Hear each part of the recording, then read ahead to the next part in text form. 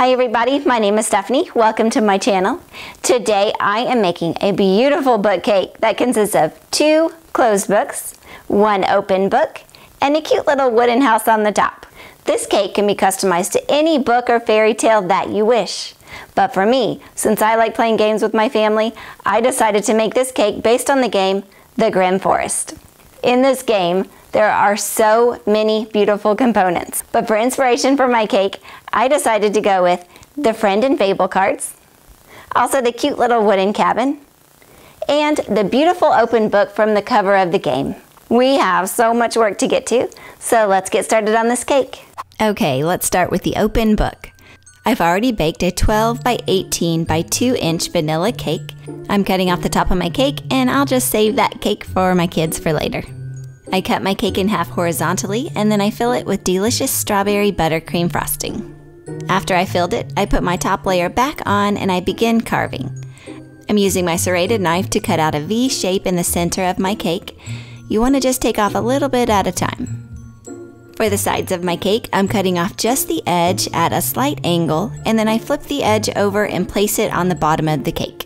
When you open a book, the pages have a curved look to them. So to create that same look on the cake, I need to remove a little bit of the cake, sort of in an arc shape, and then I take that piece of cake and I flip it over and place it right next to it. I repeat that same process on the other side of the cake, and then I cover it completely in buttercream frosting. Since my story has houses in it, I wanted to get one on my cake too. So here I'm cutting out a square for my house to fit into. When you're cutting, you always want to work on a cake that is very cold. Onto the fondant. I've rolled out my fondant to about a 1/4 inch thickness and I cover the cake. I start with the corners and then I continue smoothing it out with my fondant smoothers. Using my X-Acto knife, I remove the excess fondant. To make sure the corners are extra sharp, I press 2 fondant smoothers together at the corner. This book has a triangular hole when you open it up completely, so to create this, I've made a triangle template out of foam board and I'm pressing it into the cake. Alright, let's move on to the pages. This is super easy because it's just lines drawn with a modeling tool. You really cannot mess this up. To make the pages on the sides, I use my metal ruler. Again, this is incredibly easy, but still looks really nice at the same time. Now that I've got some pages on the sides, I'm going to add 2 more realistic looking pages to the top. To do this, I've rolled out a very thin piece of fondant that matches the size of half of my cake, and I gently place it onto the cake. The fondant I'm using has a little Tylose powder mixed into it to help it dry out faster. To make the page look a little flipped up on the edge, all you have to do is let it dry with a square of paper towel underneath it. Now that I've got my pages into place, I need to work on the words. Since I'm terrible at doing this by hand, I'm going to cheat a little bit by using my copy cake projector to shine the words down onto the cake. The paint I'm using is food coloring gel mixed with a drop of clear alcohol. For the pretty ribbon bookmark, I cut out a strip of red fondant with my strip cutter, and then I dust it with a little white luster dust to give it some shine. Before I can place it onto my cake, I first need to fill in the triangular hole with some brown fondant. Next up is the hand painting, my favorite part. To make this grassy scene on the page, I'm dipping a new sponge into a little green food coloring and I dab it onto the cake. I continue doing this with a couple different shades of green, and then I use a brush to make some wispy little strokes that look like grass. Okay, our open book cake is finished, and now it's time to move on to the closed books. Each closed book cake starts with a 12 by 18 by 2 inch cake. I cut it right down the center and then I move it over to my board. You'll want to place the cake with one side hanging a little over the edge. I begin filling it with strawberry buttercream, and then I stack the other piece of cake right on top. This is pretty simple to carve. You really just want to round out the edge on the top and bottom of the side that's hanging off the board. This will be the rounded spine of the book. I cover it in buttercream frosting and I pop it into the refrigerator to chill. For the pages, I roll out a piece of fondant and I cut it to the size of one of the straight sides. When I moved it over to the cake, it got a little bit stretched out, but that's no big deal. I just held up my ruler up to the side of the cake and trimmed down the fondant to the right size. And then I used the same technique as I did with the open book to create the pages. I repeated the same process for the other 2 straight sides. Alright, now that we've created the pages, I need to work on the cover.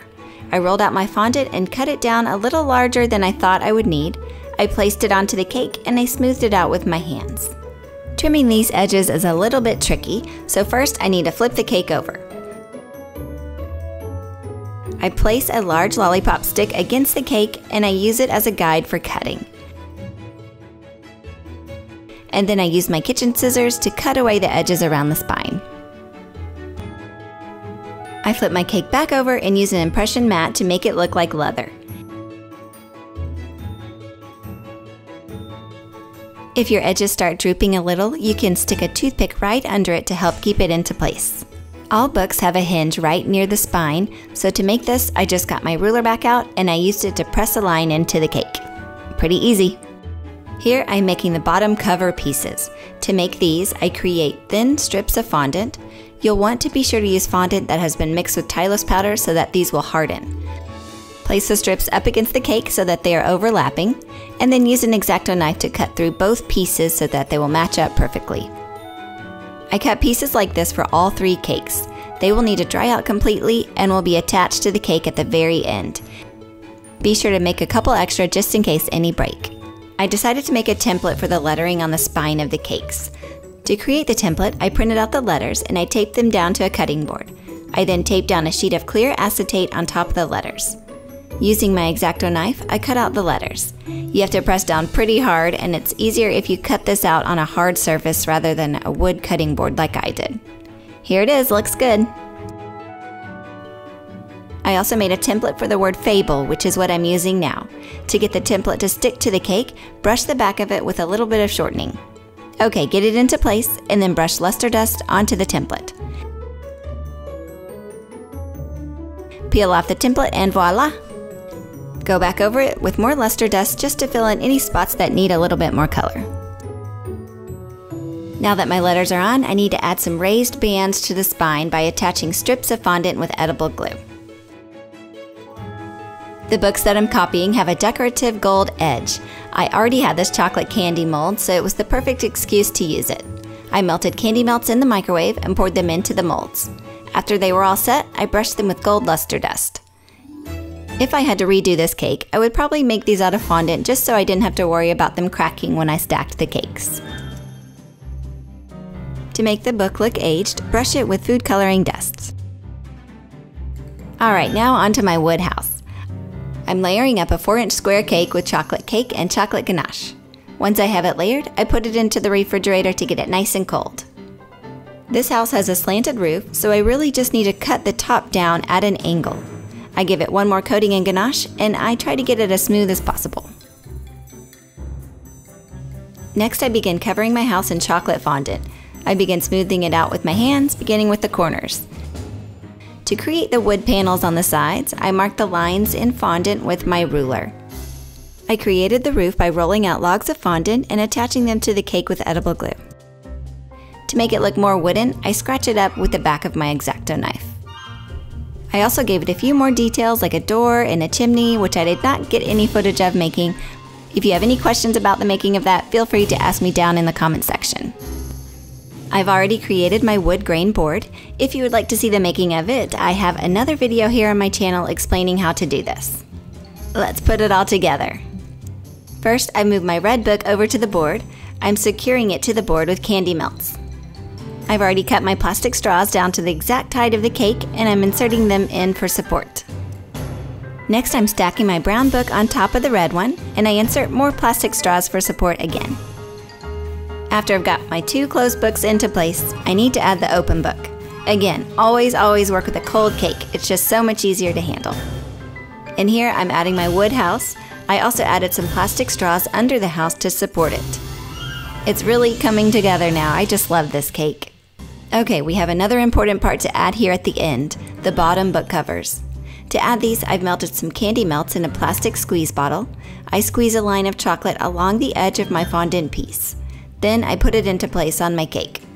This does get a little bit messy, but it wasn't too bad. It's pretty easy to clean up. My first try at this wasn't too great, but as I went along, I got better.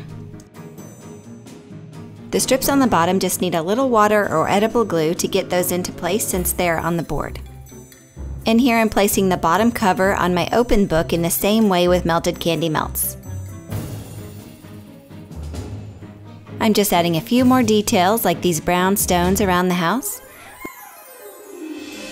And lastly, I'm adding my 3 pigs. I haven't done a tutorial on figure making yet, but hopefully in the future I will show you how to make these too.